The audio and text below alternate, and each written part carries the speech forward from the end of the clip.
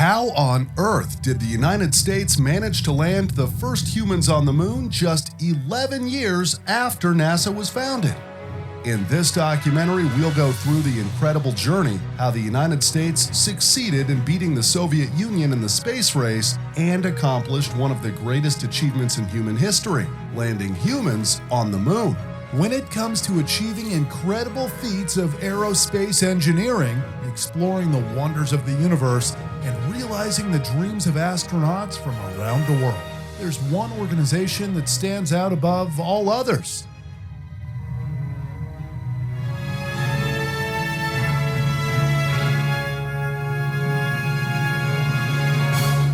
That is, of course, NASA, but first, let's go back to a time when the organization wasn't founded yet. When World War I started in 1914, the United States lagged far behind Europe in technology and the number of military airplanes.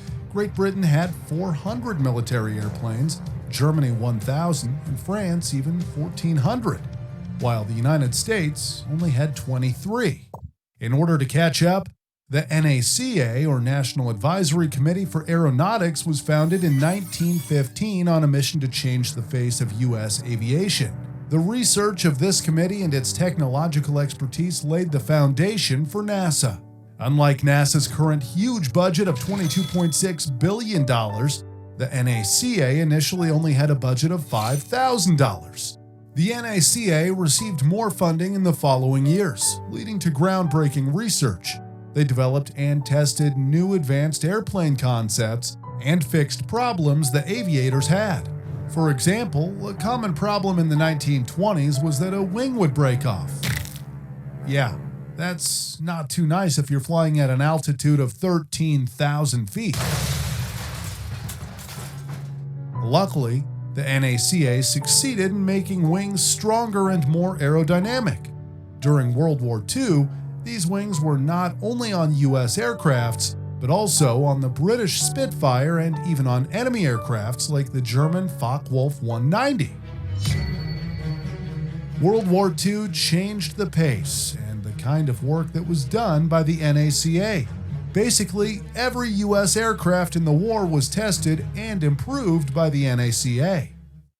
After World War II, the committee developed the Bell X-1. It was an aircraft powered by a rocket engine that could reach supersonic speeds, upwards of 800 miles per hour.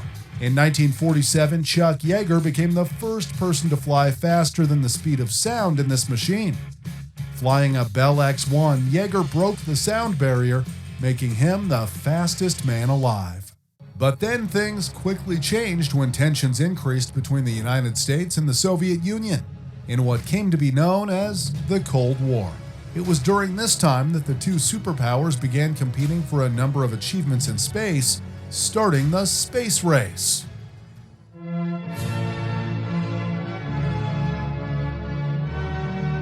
On October 4, 1957, the Soviet Union struck a huge blow with their successful launch of Sputnik 1. It was the first satellite placed into orbit. Sputnik, which is Russian for fellow traveler, was about the size of a volleyball and featured 4 antennas that transmitted beeps. Those beeps were heard on radios everywhere in the world and confirmed America's worst fear: the Soviet Union technologically surpassing the United States. Now, the US military seemed to have fallen behind in developing new technology. As a result, the launch of Sputnik 1 intensified the arms race and raised Cold War tensions. It wasn't the Sputnik that made the successful launch so significant. It was the 29-meter-tall rocket that made it possible to get into space. It had 4 strap-on boosters, for a total thrust of 970 kilonewtons at liftoff. The Soviets quickly followed the launch of Sputnik 1 with the launch of Sputnik 2, becoming the first spacecraft to carry a living animal, a dog named Laika. Laika was found wandering on the streets of Moscow. Soviet scientists chose a street dog deliberately since they assumed that such a dog had already learned to endure the conditions of extreme cold and hunger. Before the launch, one of the scientists took Laika home to play with his children. He described Laika as a quiet and charming dog. Sadly, once Sputnik 2 was launched into space, there was no way to get her back on Earth. Due to a malfunction, Laika died from overheating. Despite their successes being short-lived, the Sputnik launches signified a new age of technological, military, and scientific development. For the United States, though, they were seen as a crisis. And one thing was certain: to not fall further behind the Soviets, the U.S. had to come back. The Vanguard rocket was the first attempt of the U.S. to launch a satellite into orbit. The Vanguard was 22 meters tall and had 3 stages. The first stage would bring the rocket to an altitude of 58 kilometers, the second to 480 kilometers, and the final stage would bring the satellite into orbit. The rocket would carry a small 1.5 kilogram satellite that only had a diameter of 16 centimeters, making it even smaller than the Sputnik 1. In December 1957, the Vanguard rocket was launched, and although it was more a test than an actual launch, it was seen as America's answer to Sputnik. But it did not go well. It reached an altitude of 4 feet, or 1.2 meters, before it fell and exploded.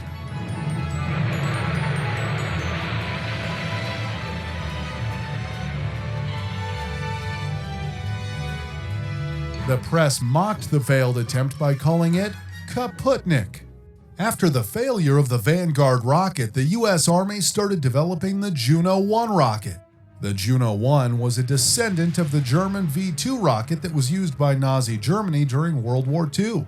The V-2 rocket, also known as the Vengeance weapon, was the first long-range guided ballistic missile. It was Hitler's secret weapon to attack London. A leading figure in the development of the V-2 rocket was Wernher von Braun. Von Braun had the ambition to land a rocket on the moon and stated that the V-2 rocket worked perfectly, except for landing on the wrong planet. After Germany lost the war, von Braun along with his team were secretly taken to the United States with Operation Paperclip, because there was military interest in the V-2 technology. Under the direction of von Braun, the Juno 1 was developed. The rocket was 21 meters tall, had 4 stages, and while the Sputnik rocket could carry an estimated 500 kilograms to low Earth orbit, the Juno 1 could only carry about 22 kilograms. On January 31st, 1958, the Juno 1 was launched, producing a total thrust of 416 kilonewtons. It was a success, and the first American satellite, the Explorer 1, was sent into space. This close-up of the United States edition of Sputnik was made at a press conference with leaders of the scientific teams.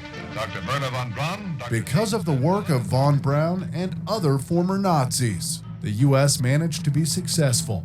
And this was just the start of von Braun's career, who would become a leading figure for NASA. Von Braun certainly was a very controversial figure because of his past. He died in 1977 and is remembered in 2 ways, either as a hero who did great work for NASA, or as an evil former Nazi who created powerful bombs that killed thousands of innocent people. Nonetheless, the Explorer 1 was a big success for the United States. However, the U.S. was still behind the Soviet Union and had much more to do to beat the Soviets. That's why, in July 1958, a historical moment happened when NASA, or the National Aeronautics and Space Administration, was formed. NASA took over from the NACA, and the goal was very clear. NASA would establish the United States as a leader in space exploration. In October 1958, less than 2 months after the administration was officially formed, NASA initiated Project Mercury. The project had 3 clear yet very challenging objectives. The first was to orbit a manned spacecraft around the Earth. The second was to investigate man's ability to function in space. And the third objective was to recover both man and spacecraft safely. While NASA aimed to work quickly and beat the Soviets, they made sure that strict safety measures were always enforced. For example, the Mercury spacecraft had a launch escape system, in case of a launch failure, to separate the capsule safely from its booster. spacecraft also had, besides its main parachute, a reserve for landing. After all, having something go wrong and an astronaut lose his life would have been disastrous to the campaign and could bring the ethics of NASA's mission into question. Before NASA could send men to space, they first had to test their spacecraft without any humans on board. Multiple different designs were tested with various objectives in mind. To reduce cost, NASA used a small 15-meter tall rocket named the Little Joe. The main objective of the first Little Joe rocket was to test the launch escape system. The first Little Joe was launched in August 1959, and it was a complete failure. Half an hour before the rocket should have been launched, the capsule unexpectedly launched while it wasn't even attached to the booster. 7 more launches of Little Joe would be tested as part of Project Mercury with different mission objectives and varying degrees of success. NASA also did a test with the Big Joe 1 in September 1959. It fared much better than its little brother, reaching an altitude of 87 miles or 140 kilometers before being recovered. The spacecraft test was successful, but the launch vehicle wasn't, since it failed to separate 2 outboard engines. As of 1960, NASA also did various more comprehensive tests with the Mercury Redstone and the Mercury Atlas. Both rockets are significantly larger than the Little Joe rocket. The Mercury Redstone was 25.4 meters tall, and the Mercury Atlas 28.7 meters. The costs were also much higher. The Little Joe cost about $200,000 per launch, the Mercury Redstone about $1 million, and the Mercury Atlas even $2.5 million per launch. After refining their capsule and rocket systems, the next step for the United States, as well as the Soviets, was to do tests with animals. Laika wasn't the only dog that went to space. A few years later, the Soviet Union sent 2 more dogs into orbit. Their names were Strelka and Belka. In August 1960, the dogs were launched with a 31-meter tall rocket. It produced a thrust of 912 kilonewtons at liftoff. This time, however, the dogs shared a much happier fate than Laika did. Strelka and Belka were joined by a rabbit, 42 mice, 2 rats, flies, and several plants and fungi. Collectively, these creatures were the first to go into orbit and return alive. NASA also began sending animals out into the atmosphere. Ham, the chimpanzee, had been in training since July 1959 and had been taught to respond to flashing blue lights by pulling a lever. If the lever was not pulled, Ham would receive a light electric shock to his feet. However, a correct response earned him a delicious banana. Ham's reaction would later be tested mid-flight to gauge reaction times in space. On January 31, 1961, Ham was launched on the Mercury Redstone 2. The rocket produced a total thrust of 350 kilonewtons at liftoff. At just 2 minutes and 18 seconds into the flight, the cabin pressure dropped immensely. Luckily, Ham was wearing a spacesuit and did not suffer from the loss in cabin pressure. While out in space, Ham performed his task well, pushing levers about 50 times during the flight. This proved that tasks could be performed well in space, which was key in moving towards human space travel. Ham returned back to Earth safely. In November 1961, NASA did another test flight with the Mercury Atlas V. It produced 363 kilonewtons at liftoff. The rocket launched another chimpanzee named Enos into space. While Ham's flight lasted only 16 minutes, Enos's flight lasted 3 hours and 20 minutes. Enos also safely returned to Earth. His capsule did not land where NASA anticipated. That's why he was stuck in his capsule for more than 3 hours. In total, NASA did 20 unmanned missions for Project Mercury between 1959 and 1961. 10 missions were a success, 4 were partial successes, and 6 missions failed. The time had finally come to send the first American to space. After a very strict selection, 7 men were chosen to go to space. To represent these 7 men, the number 7 would be used in all of Project Mercury's space flights, with the first being the Freedom 7. The Mercury Redstone, the same rocket that was used to launch Ham the chimpanzee, was used to launch Alan Shepard. The Freedom 7 was launched on May 5, 1961. With a maximum speed of 5,100 miles per hour or 8,200 kilometers per hour, Shepard rose to an altitude of 116 miles or 187 kilometers. Alan Shepard became the first American astronaut, but was only in space for a brief moment, since the suborbital flight only lasted 15 minutes and 28 seconds, after which the Freedom 7 landed in the sea, 300 miles away from the launch pad. Shepard was in good health and the mission was deemed a great success. Shepard's flight may have been a monumental leap forward for American spaceflight, but for NASA and the United States, the achievement was bittersweet. The reason for this? The Soviet Union. Once again, the Soviets had managed to achieve victory first by sending cosmonaut Yuri Gagarin into orbit on board Vostok 1 just 25 days before the Americans did. On April 12, 1961, Yuri Gagarin was launched with a 38-meter-tall rocket. The rocket produced a thrust of 971 kilonewtons. Yuri Gagarin set the record for being the first human in space. He was also in space much longer than Alan Shepard. Alan's flight only lasted 15 minutes, while Yuri's orbital space flight lasted for 1 hour and 48 minutes. It took NASA a few more months before they managed to do a full orbital space flight. In February 1962, John Glenn was the first American astronaut to orbit around Earth. After the first orbital spaceflight, NASA accomplished all three main goals for Project Mercury. The first human spaceflight program of the United States continued until 1963.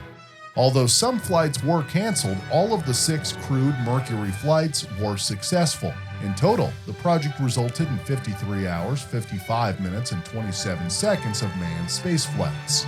Over the course of 5 years, NASA estimated the total costs of Project Mercury was $135.3 million for the spacecraft, $82.9 million for the launch vehicles, $49.3 million for operations, $71.9 million for tracking operations and equipment, and $53.2 million for facilities. In total, the cost for Project Mercury was $392.6 million.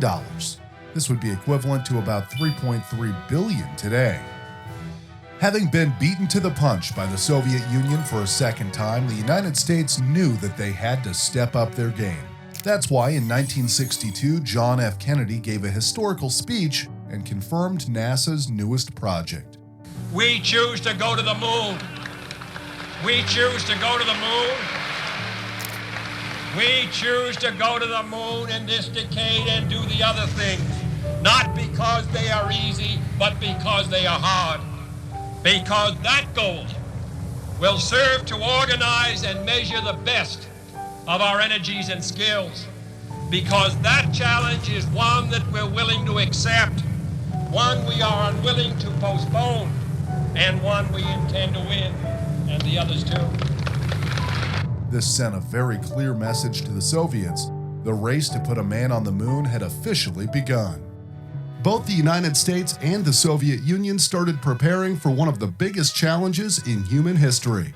While previous missions under Project Mercury had confirmed that astronauts would at least endure the stresses of flying through space, in the grand scheme of things, NASA was relatively inexperienced. Keep in mind that the moon is very far away, perhaps much further than you would think. In fact, the moon is on average 384,000 kilometers away from the Earth. A mission to go to the moon and back would take more than a week, while the longest mission NASA had done with Project Mercury was only 1 day and 10 hours. That's why NASA initiated the Gemini program in 1961. With this program, NASA had to learn what happened when astronauts spent many days in space, how astronauts could go outside a spacecraft in a spacesuit, and how to connect two spacecraft together in space. NASA designed a new Gemini capsule that could accommodate 2 astronauts instead of just 1. Besides it being much bigger than the Mercury spacecraft, it also had significant improvements. For example, it didn't have an escape tower because it was too heavy, and instead used ejection seats in case of an emergency. It also added much more control. While the Mercury spacecraft could only roll, pitch, and yaw, The Gemini spacecraft could also move other directions, like forward, backward, and sideways. The rockets that were used during Project Mercury were also changed. Instead, NASA adapted an even bigger 33-meter-tall Titan II rocket, formerly used as a missile, so that it could propel humans into space. Of course, they tested it without any astronauts first, just to make sure it worked. In April 1964, the Gemini 1 was launched and generated a whopping 1,900 kilonewtons at liftoff. The objective of the Gemini 1 was to test the structural integrity of the new capsule, as well as the modified Titan II launch vehicle. After a successful flight, the Titan II was considered man-rated, in other words, safe for use in human spaceflight. However, a second unmanned launch was needed to make sure the Gemini capsule was also man-rated. These early successes paved the way for the first manned Gemini flight, Gemini 3, on March 23, 1965. It was piloted by astronauts Gus Grissom and John Young. Their main objective was to test the maneuverability of the spacecraft. In space, they completed 3 low Earth orbits in their spacecraft, which they nicknamed Molly Brown. The mission was considered a success. However, Young had smuggled a sandwich on board, and both men took a few bites while in mid-flight. The crumbs could have interfered with the spacecraft's electronics and could have wreaked havoc. Grissom later stated that one of the highlights of the flight was when Young offered him this strictly non-regulation goodie. While it may seem like the United States was pushing far ahead, the Soviets obtained even greater achievements. On June 16, 1963, almost a year before the launch of Gemini 1, the Soviet Union sent the first woman into space aboard a 38-meter-tall rocket. The cosmonaut's name was Valentina Tereshkova.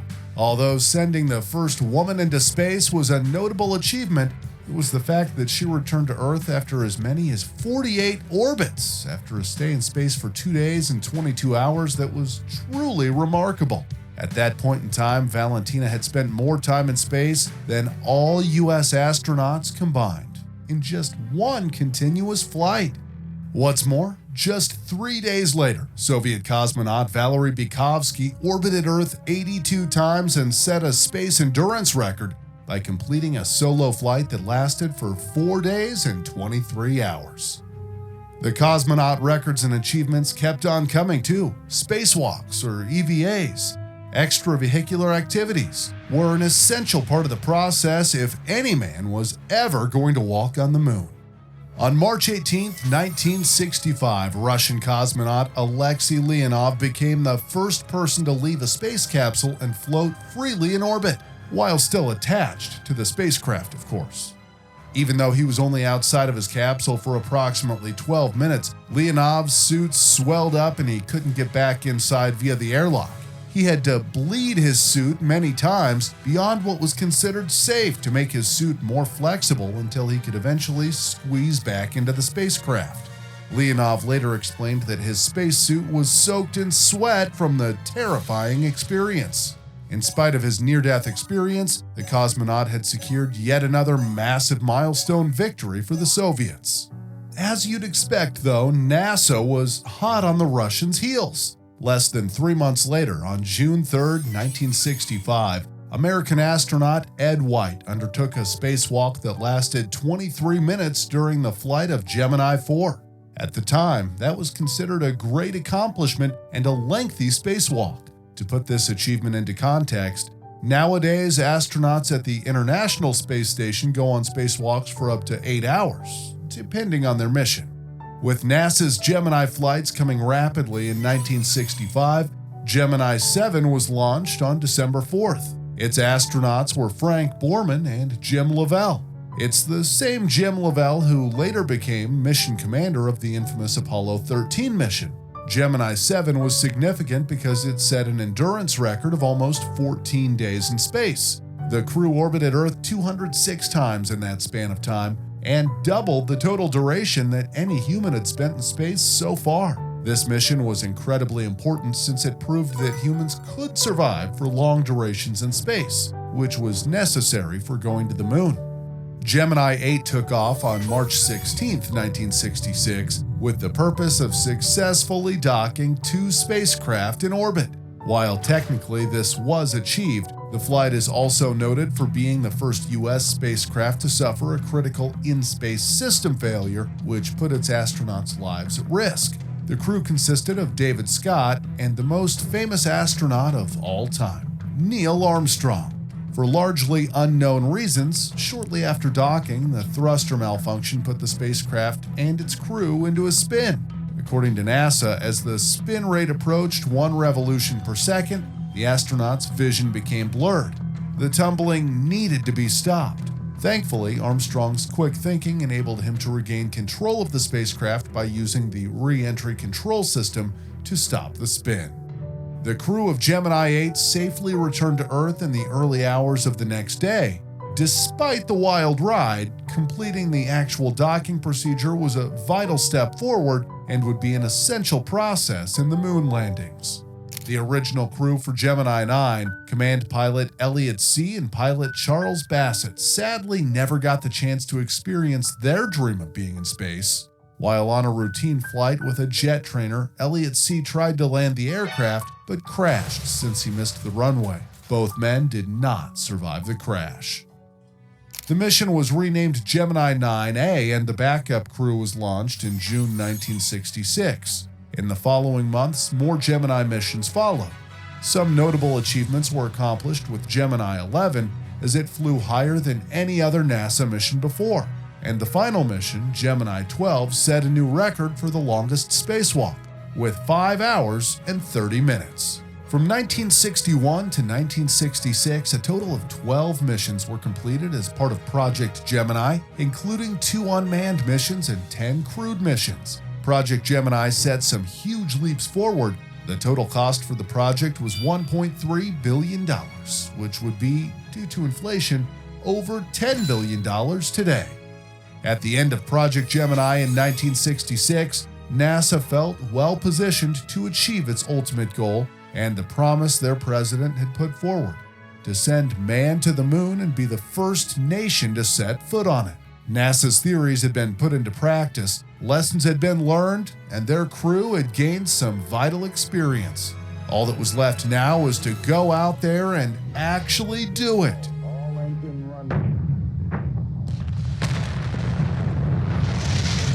Among the many incredible feats and astonishing missions that NASA has undertaken throughout the years, there's one space program that stands out above the rest: Apollo.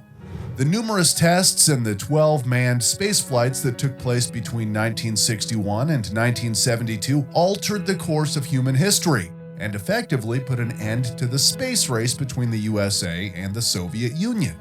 But before these Apollo missions, the Soviet Union seemed to be the front-runner in the space race, since they had achieved many firsts. However, with the arrival of the Apollo program, NASA and the United States were determined to strike back. Although the Apollo missions were later dedicated to President John F. Kennedy's publicized goal of landing a man on the moon and returning him safely to the Earth, the program was actually first conceived during the administration of Dwight D. Eisenhower, the president who came before Kennedy.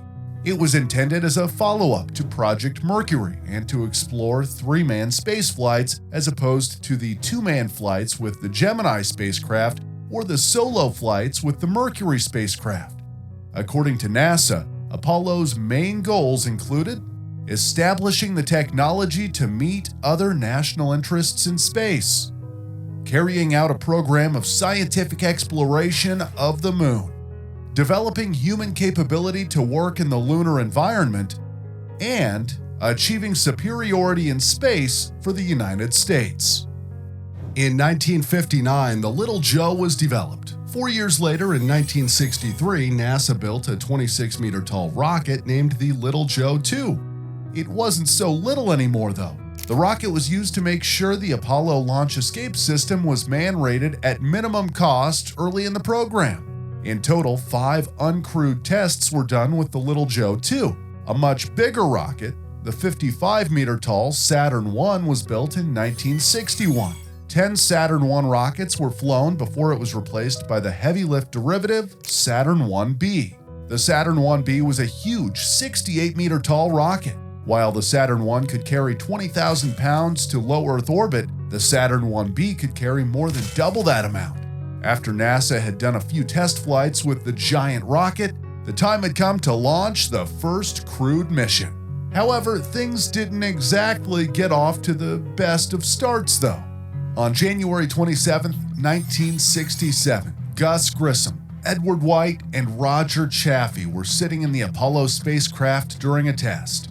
The test had not been considered dangerous since the rocket was unfueled. The 3 crew members were waiting in the spacecraft since there were communication errors. Just 1 minute later, these men went through absolute horror. The following audio can be shocking for some viewers, so if you don't want to hear it, you may want to mute the audio for the next 15 seconds.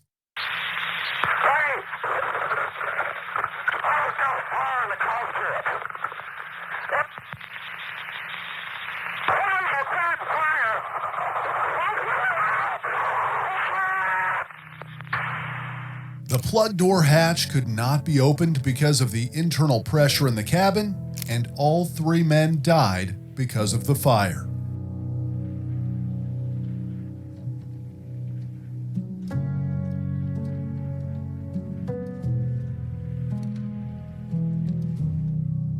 The devastating event resulted in many delays and reshuffling of NASA's schedule. Initially, the mission was named AS-204. But to honor the crew, the name was officially changed to Apollo 1.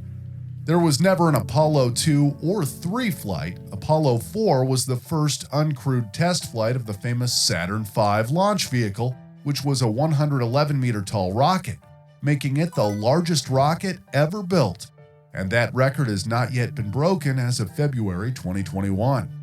It is even taller than the Statue of Liberty, and keep in mind that the rocket was first built in 1967. That's more than 50 years ago. In 1968, 2 more uncrewed missions followed with Apollo 5 and 6. For Apollo 5, the Saturn 1B rocket was launched, producing 7,100 kilonewtons at liftoff. Only a few months later, the Saturn V was launched for the Apollo 6 mission, producing a whopping 35,000 kilonewtons. In October 1968, Walter Schirra, Don Eisele, and Walter Cunningham achieved a successful launch with the Saturn 1B launch vehicle. Apollo 7 was an incredibly important mission as it was the first crewed mission after the horrific event of Apollo 1. It was also the first time the Apollo spacecraft was used. Apollo 7 was in Earth orbit for 11 days. Today I would tell people about this. That was the longest, it was the most ambitious, and the most successful first test flight of any new flying machine ever. It's also noted as being the flight on which the first ever live TV broadcast was performed from an American spacecraft. NASA later stated that although these early pictures were crude, they served as educational moments for the public. At the end of the Apollo 7 mission, when the crew prepared for landing, they were obligated to wear their helmets for safety. However, the crew had a cold and were scared of possibly bursting their eardrums while wearing helmets, so they refused to wear them. Slayton from ground control ended up saying, "The only thing we're concerned about is the landing. We couldn't care less about the re-entry, but it's your neck, and I hope you don't break it." Schirra, the mission commander, responded, "Thank you, babe." Luckily, the crew safely returned to Earth, and the Apollo 7 mission was considered a great success. Starting with the launch of Apollo 8 on 21 December 1968, manned missions took place using the Saturn V launch vehicle. The rocket consisted of 3 stages. The first stage would bring the vehicle to an altitude of about 42 miles. The second stage carried it from there almost into orbit, and the third stage placed the Apollo spacecraft into Earth orbit and pushed it towards the moon. Given the tagline of "Round the Moon and Back," the Apollo 8 mission was just that. The Apollo 8 crew became the first humans to orbit the moon, After 6 days and 3 hours, the crew safely returned to Earth. While the United States was making significant progress, the race wasn't won yet. The Soviet Union had built their biggest rocket ever. The N-1 rocket was a mighty 105 meters tall, just slightly shorter than the Saturn V. However, it was more powerful. In February 1969, the N-1 was launched, producing a whopping 45,000 kilonewtons at liftoff. Just 68 seconds into the flight, all 30 engines for the first stage were shut down due to a failure. A few months later, in July 1969, the Soviets launched a second N-1 vehicle. This time, all the engines instantly shut down except engine 18. This caused the N-1 to lean over at a 45-degree angle and drop back onto the launch pad, which caused a massive explosion. Meanwhile, NASA had launched another crewed Saturn V rocket. Apollo 9 was the first flight of the full Apollo spacecraft, which was massive compared to the Mercury and Gemini spacecraft. The Apollo spacecraft included a lunar module. The module would be necessary for landing on the moon. Apollo 9 tested the module and performed docking with the command module again, an essential capability required for the first crewed lunar landing. All prime mission objectives were met, and all the major spacecraft systems worked flawlessly. The Apollo 10 mission was essentially a practice run for the moon landing, and it involved all aspects of a crewed lunar landing except for the actual touchdown on the moon.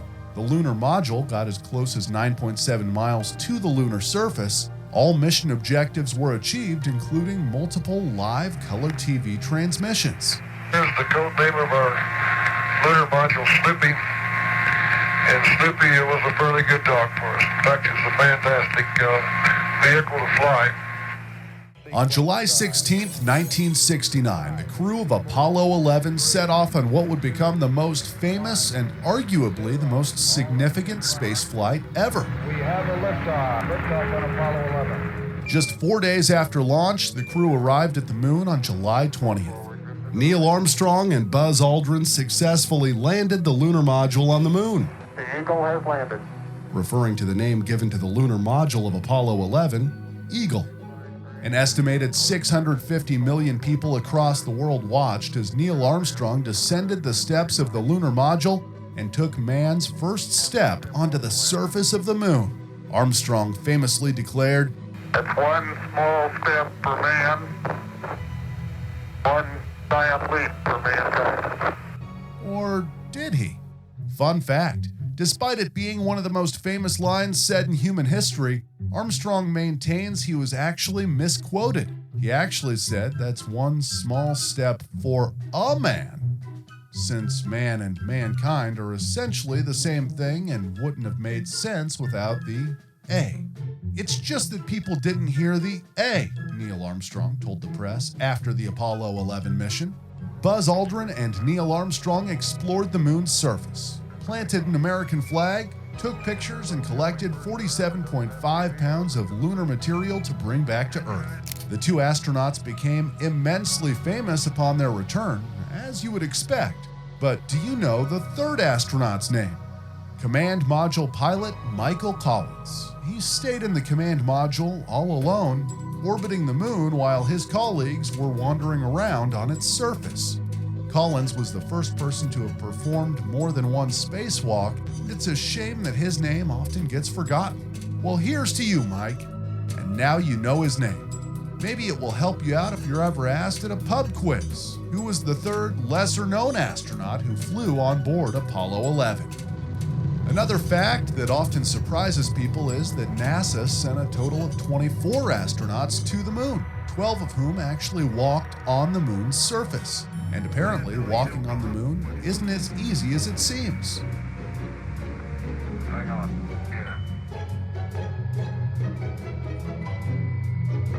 No. Dadgummit. Jack Schmidt.